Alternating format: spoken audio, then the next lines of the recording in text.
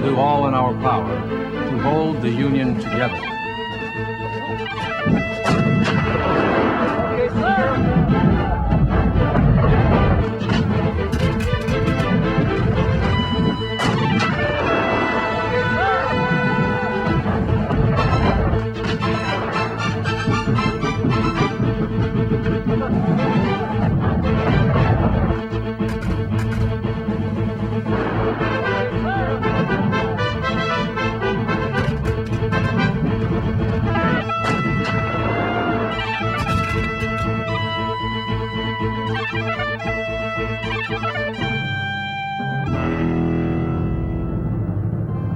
From 1861 to 1865, there were 4 long years of fighting, suffering, and dying.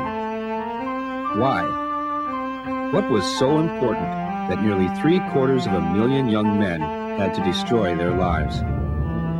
How could this tragedy of civil war happen to our great country, the United States of America? And was all this bloodshed worth the price?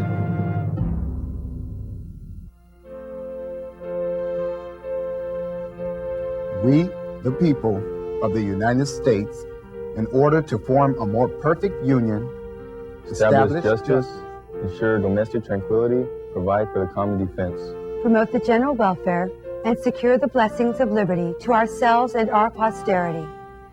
Do ordain and establish this Constitution for the United States of America.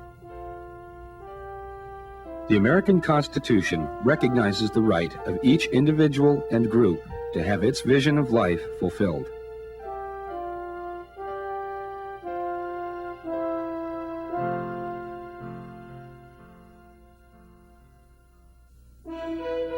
In the 1850s, there were serious economic, social, and political differences between northern and southern states.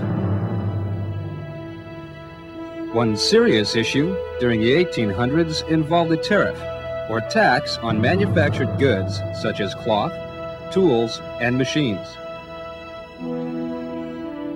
In the United States, most of the factories were located in the north. At that time, many European companies manufactured goods at a lower cost than American companies. So to keep American factories economically strong, Northern senators and congressmen sought to put a high tariff on European manufactured products entering the United States. This tariff would make the European-made goods more expensive than those same goods made in the U.S., and would encourage Americans to buy American-made products. Southerners felt this tax was unfair and would not benefit them. Another important issue separating the North and South was slavery and its expansion into the newly created states and territories. The issue of slavery was not a problem peculiar to the Civil War era. It was a contested issue even as our country's founders were drawing up the Constitution for our new nation in 1787. Legislators argued over whether slaves should be counted as part of the state's population in determining how many representatives a state should have in Congress. The lawmakers finally decided that a slave would represent 3/5 of a person. This is called the 3/5 Compromise.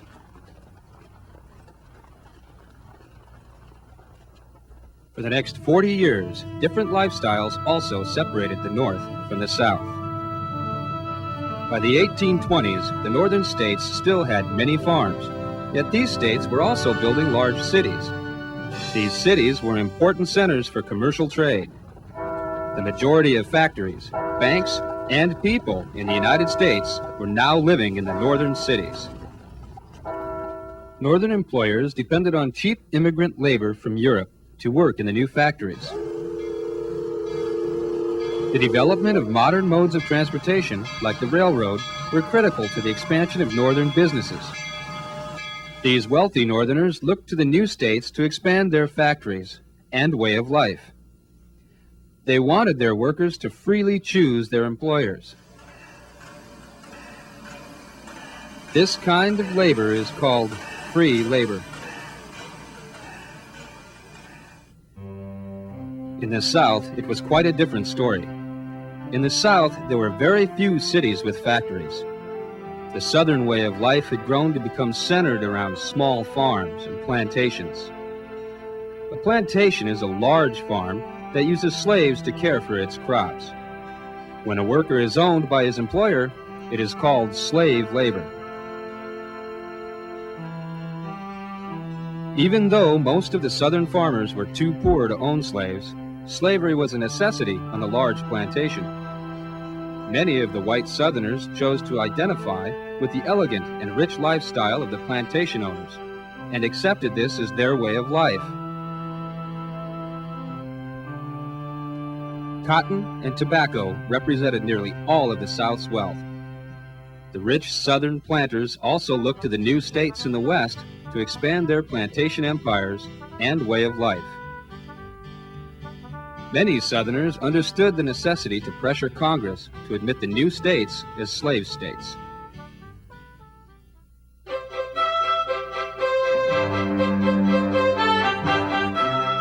Why worry about those other states and those silly territories you keep talking about? Slave states, free states.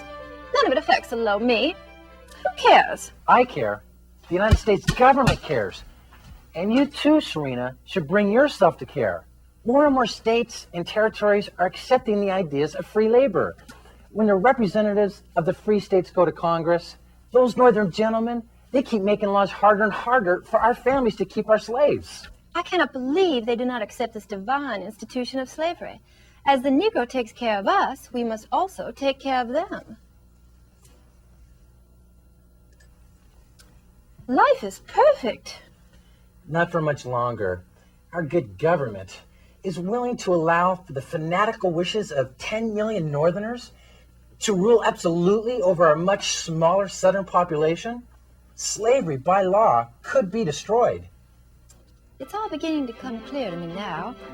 How wrongful it is that our fate be determined by others and not ourselves. It was the development of free labor in the North and slave labor in the South that continually drove a wedge through the United States.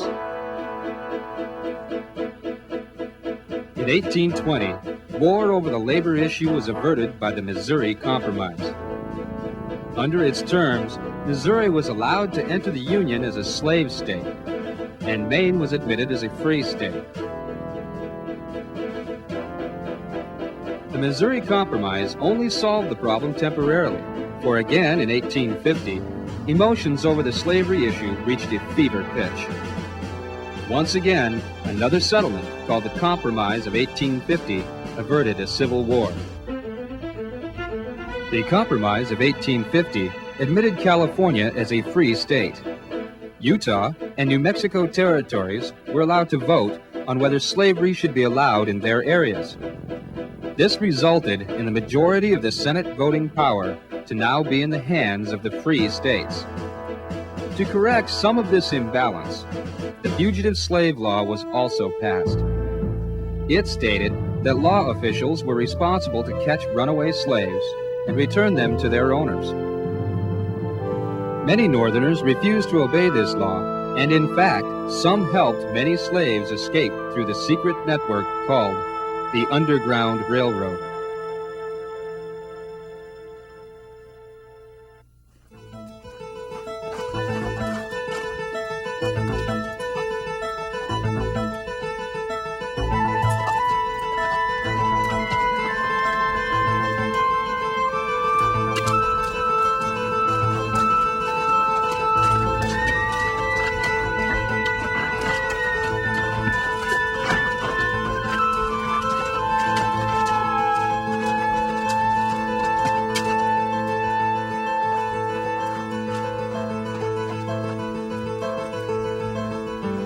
Heavens, you should have been here days ago.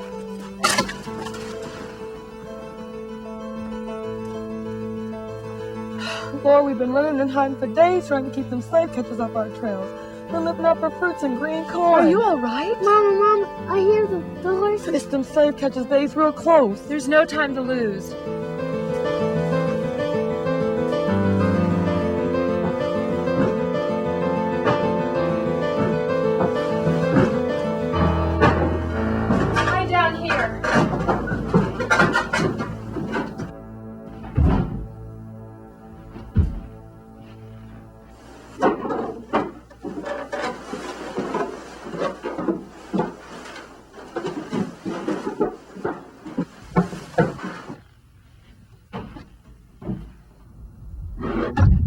afternoon, Miss Rebecca.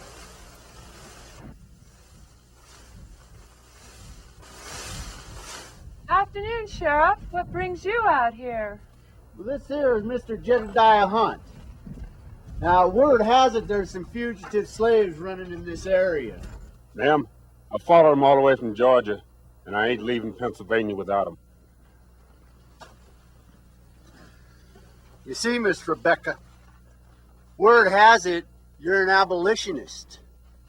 Rumor is that you've been going to them society meetings, passing out petitions, trying to end slavery. Now, we have a warrant, and I'm afraid Mr. Hunt is going to have to inspect your cabin. Sheriff, you know that I feel slavery is inhuman. But still, I would never break the law. Miss, I ain't looking to argue with you. Now, the law states I have to find them and take them back. You just mind your business. You might end up in prison. I even thinks you're trying to hide or help them fugitives.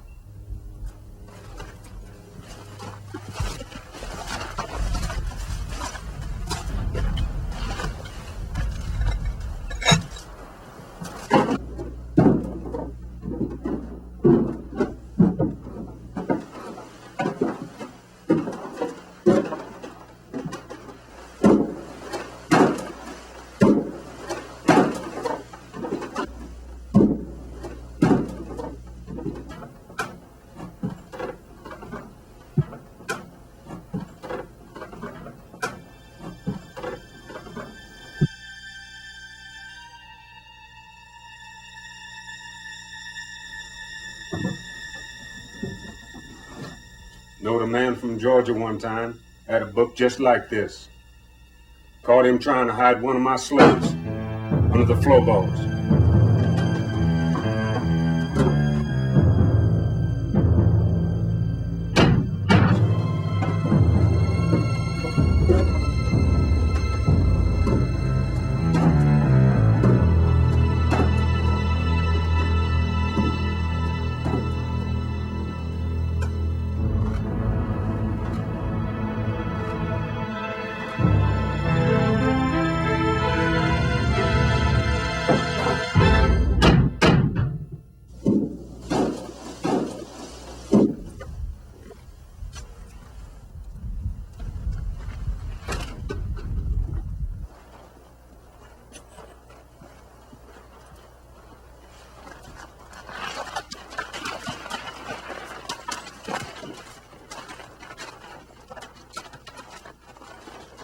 Sorry to have bothered you, Miss Rebecca.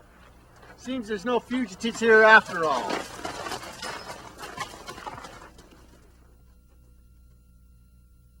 Melinda Jackson, right? Yes, ma'am, and this here's Cece. Where did you come from? Georgia, ma'am. I was owned by a cotton farmer named Thomas Dillon. He wasn't a very hard man, but he was down on black folks having their liberty. I've been in bondage about 35 years. You'll be in Canada soon and free. Free? That's all I was dreaming of. And I want my other children back that they sold to some gentleman they say from Mississippi. I want my husband back. Somewhere I don't even know. We're going to help you and your girl. Right now you rest while I prepare food for your journey.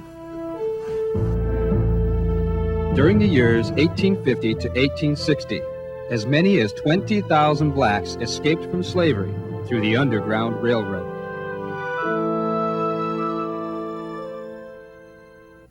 Emotions on both sides of the slavery issue once again rose in 1854, when a bill called the Kansas-Nebraska Act passed Congress. This bill repealed the Missouri Compromise and allowed residents of Kansas and Nebraska to decide for themselves whether or not slavery would be allowed in their states. The result of this unfortunate law was that settlers who strongly favored slavery and settlers who hated slavery both immigrated to Kansas. When these groups came into contact with each other, much fighting and killing resulted. Kansas was often referred to as Bleeding Kansas. I must help the Georgia senator in Washington make sure our interests are represented. The laws must allow for slavery to exist in any state whoso cares to choose slavery. Isn't that what Father calls popular sovereignty? Each state having the right to choose whether to labor there be free or slave? Yes, my dear. And the Supreme Court has stood behind that decision by stating that no matter where a slave goes or lives, he will always remain a slave. It was about that Missouri slave. Dred Scott, that's right, I knew it. Dred Scott tried to get his freedom in court, thinking that if his master took him to a free state, he would also be free. I can't imagine those darkies getting their freedom. Nor can I. Yet, we must always be on guard. Men like that John Brown scare me. Trying to raid Harper's Ferry. Such insanity. He tries to help the slaves revolt and free themselves. They hanged him, of course. But I warn you, that's not the end of it. Those abolitionists, they all want to change things. Change. We must not let the government give in to this change. Cousin, may we please continue this conversation later? As you wish. Although most abolitionists never resorted to violence to help slaves gain their freedom, there were exceptions. In 1859, a fanatical abolitionist named John Brown attempted to lead a slave revolt from Harper's Ferry, Virginia. Brown, along with his sons and 16 followers, tried to seize the federal government arsenal of guns. No slaves came to John Brown's aid. Brown surrendered and later was found guilty and hung. At his trial, John Brown stated, "The crimes of this guilty land will never be purged away, but with blood." Northerners saw Brown as a martyr who sacrificed his life to the cause. Southerners were terrified this was part of a Northern plot to encourage all slaves to revolt. Some states had larger populations of black slaves than whites, and this added greatly to their fears. In November of 1860, Abraham Lincoln was elected to the presidency. Even though slavery had not been a major issue during Lincoln's campaign, many Southerners felt that Mr. Lincoln and the members of his Republican Party had a hidden agenda, and that as soon as he took office, he would free all the slaves. Lincoln's election proved too much for many Southerners, and by February of 1861, South Carolina, Georgia, Florida, Alabama, Mississippi, Louisiana, and Texas declared their independence from the United States of America. These independent states formed their own country called the Confederate States of America. Jefferson Davis was elected as their president. On March 4th, 1861, the new president, Abraham Lincoln, declared, "We shall do all in our power to hold the Union together." Government representatives questioned the South's right to secede. How can a state leave the nation that gave birth to its power and preservation? How could states and their citizens refuse their obligations to the Constitution? It is madness to think that the South can steal the land that belongs to all Americans. To Lincoln, there was no option to leave, yet Southerners disagreed. The Constitution does permit states to secede, and since the federal government and certain northern states have intruded upon our states' rights, it is our duty to withdraw from the Union. We demand independence. War talk abounded and fear filled the air. Conflict seemed inevitable.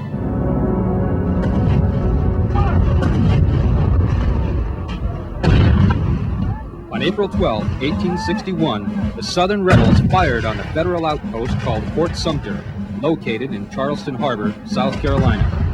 And with that, the dogs of war had been unleashed. At first, some slave states, like Virginia and Tennessee, remained loyal to the Union and did not join the Confederacy.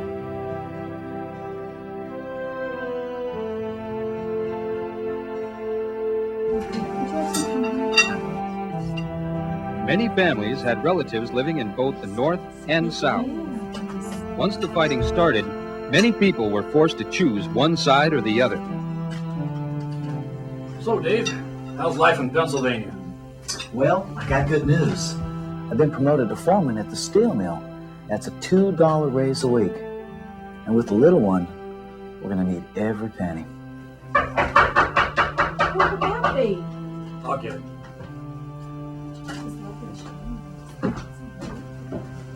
Samuel Kramer. Good evening. Samuel Kramer, what brings you here at the zone? I've been riding all day to get the word out.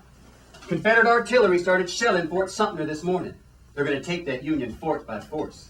I had hoped it wouldn't come to this. Lincoln has got to realize the fact that it's a state's right to leave the Union. Rumor is, Lincoln's going to ask Robert E. Lee to command the Union troops against the rebellion. I know Lee won't do it. His family and home is here in Virginia. But Virginia's allegiance is with the Union. For now. Yet Virginia Congress, like most of us, won't take up arms against our sister southern states. It's just a matter of time before Virginia secedes too. All right, there's going to be a fight. We're going to kick them Yankee seals all the way back to Maine. What's wrong, Dave? Feeling sorry for them Yankees? Robert, my home's in Pennsylvania now. I have a family, a job, a house on Yankee soil. Anna's parents are there too. I have to remain loyal to the Union if I must take a side. You mean you'd be Yankee soldier? But you're my brother. We're rebels. Now, boys, let's don't talk like this. No need to fret. Even if there is a war, it won't last any longer than 2 weeks. Neither one of you will have to fire a single shot. Tell me this is true, Samuel. This war won't last very long? That's what everybody's saying. We're fighting on our own land. Ain't nothing more ornery than a Virginian fighting on his own soil. Let us pray for a swift end to this insanity.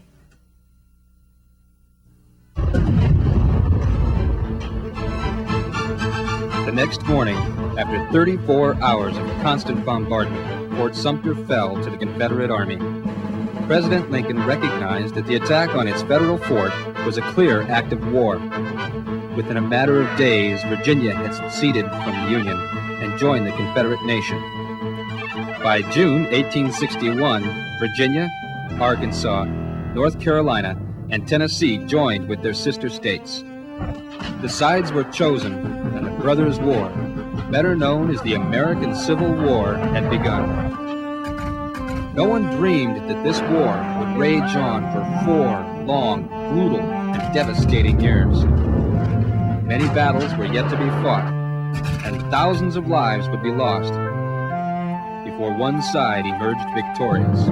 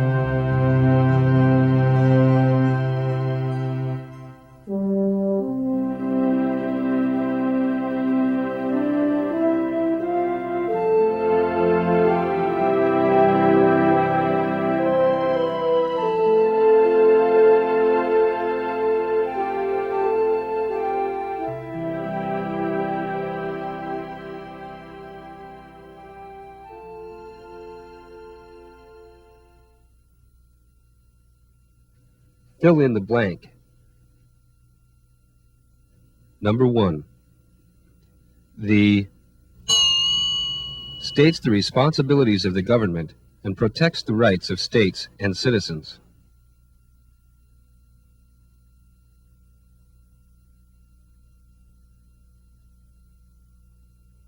Number 2.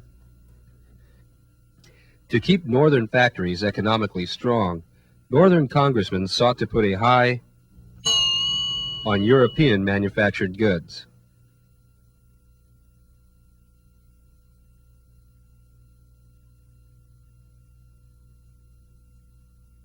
Number 3.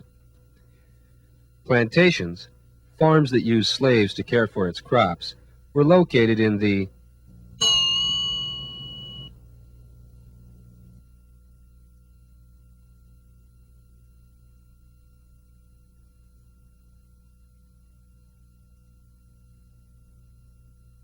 Number 4. When a worker freely chooses his employer and works for wages, it is called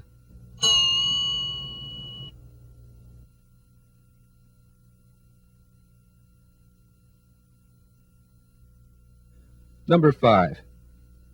An is a person who wanted to end slavery.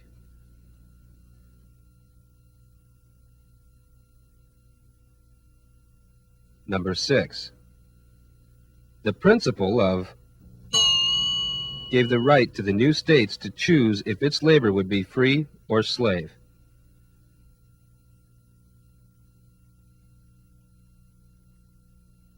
Number 7.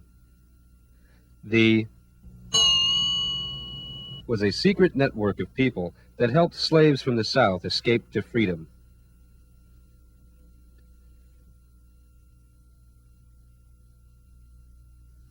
True or false? Number 8. When settlers who favored slavery met settlers against slavery in Kansas, much fighting and killing resulted.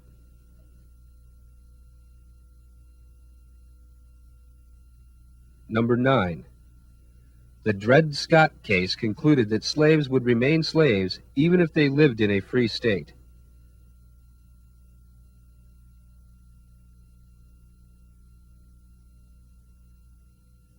Number 10. The North and the South were always able to compromise, so therefore the Civil War should never have occurred.